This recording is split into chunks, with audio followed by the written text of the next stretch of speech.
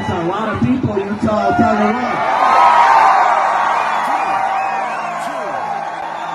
We're going to be here for a couple hours. Get comfortable. Bring the best libs that Utah has to offer. Yo, what's good, Grassroots family? Today we're diving into some real talk about what went down in Utah yesterday, September 10th, 2025. We're talking about Charlie Kirk, the poster boy for right-wing divisiveness, got taken out, shot dead at Utah Valley University during one of his little Q&A events.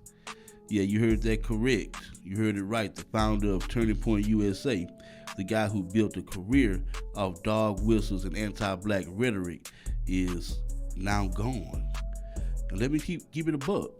The black community, we're not shedding any tears over this. Zero, zilch. Let's break it down because this is crazy. First off, let's talk about who Charlie Kirk is or was. This dude was a 31-year-old megaphone for every tired stereotype and coded jab you can think of. He co-founded Turning Point USA, a group that's been out here pushing a hard right agenda, riling up young folks with talking points that demonize anybody who isn't straight, white, or wearing a MAGA hat. The Washington Post called him one of the most prominent voices on the right. And that is a fact, but let's not sugarcoat it. Kirk was a burden on America. His whole stick was, built on spreading division, peddling fear, and tossing out anti-black dog whistles like it's candy at a parade. Charlie called white privilege a myth while cozying up to Trump and his rich buddies. The man had the nerve to say that black folks' struggles aren't real, like systemic racism is something that we just made up to pass the time. Kirk wasn't out here just playing the game. Kirk was writing his own playbook for division. Now, let's get to the meat of it. Yesterday, Kirk was at Utah Valley University for his American Comeback Tour. Kind of ironic name. He's sitting there at his prove me wrong table, ready to debate anybody that steps up. The man was in the middle of answering a question about gun violence, specifically about mass shooters. And get this, he was throwing out his usual anti-black dog whistles, he specifically asked, are we counting or not counting gang violence? And he was trying to dog whistle for black people, using that, like black folks are the only ones out here with guns. Seconds later, boom, you hear a single gunshot. You see his neck twitch, you see his body move, and the gunshot came from what they say about 100 to 200 yards away. Fired from a rooftop by a gunman dressed in all black. Kirk collapsed. Of course, he had blood gushing everywhere from his neck area, and the crowd scattered like roaches, like they always do in a situation like that. Tensions are high. Now, here's where it gets wild. Word on the street is a lot of folks think that the shooter was a white dude. There's not been a confirmation yet because the gunman is still at large, and the cops are out here fumbling the bag as usual. 2 suspects were detained but released with no charges. But pretty much Kirk's been out here scapegoating black folks for gang violence.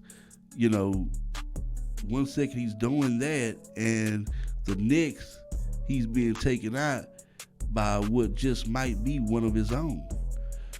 I mean, sounds like poetic justice to me. The black community's response to this is pretty much, we don't have any sympathy for it. Kirk spent years pushing narratives that painted us as the problem, saying that black people were better off in slavery and in subjugation before the 1940s. He specifically said it was bad and it was evil, but they committed less crime. That kind of rhetoric, that's fuel for hate. That's fuel for people looking at us sideways, and that justifies everything from profiling us to police brutality. So, when we heard he got what he got, for lack of a better term, the sentiment was more of, not rest in peace, but more of rest in what you reaped. We're not celebrating death, but we damn sure ain't out here mourning a man that made a living off of our pain and our struggle. Black folks are tired of being a punching bag for people like Charlie Kirk, who used their platform to vilify us while ignoring the real issues. He was out here rallying young voters to support policies that keep us down, policies that cut social programs, defending systems that have been screwing us over for years, since day one. And please, don't let the "he was a family man" narrative fool you. Sure, he had a wife and 2 kids, but that doesn't erase the hurt that he caused. It's not about dancing on graves. It's about recognizing that Charlie Kirk's words had consequences. He wasn't just some guy with a mic. He was a megaphone for hate. And that hate came back around, if you ask me.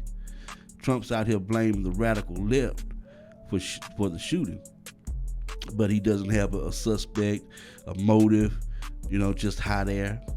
Meanwhile, we're over here like, maybe if he didn't spread so much hate and division for so many years, maybe people would feel differently. Is this a political assassination? Maybe, but let's call it what it is. These are consequences for a country that's so divided right now that it seems like it's eating itself alive from the inside out. Kirk was a spark in that fire, and he got burned. The black community, we ain't crying because we've been dodging that spark and that fire for years. We out here trying to survive in a world where folks like Charlie Kirk made it harder for us to breathe. So, you can miss me with the sympathy. So, grassroots family, what's the takeaway? Words matter, actions matter. You can't spend your life spreading hate and then expect love in return. Charlie Kirk's gone now, and the black community's response is it's not that big of a deal. So let me know what y'all think down in the comments below. Remember, like, comment, subscribe, hit the notification bell. Remember, stay woke, stay real. Let's keep the conversation going. Till next time, it's the Grassroots. We out of here.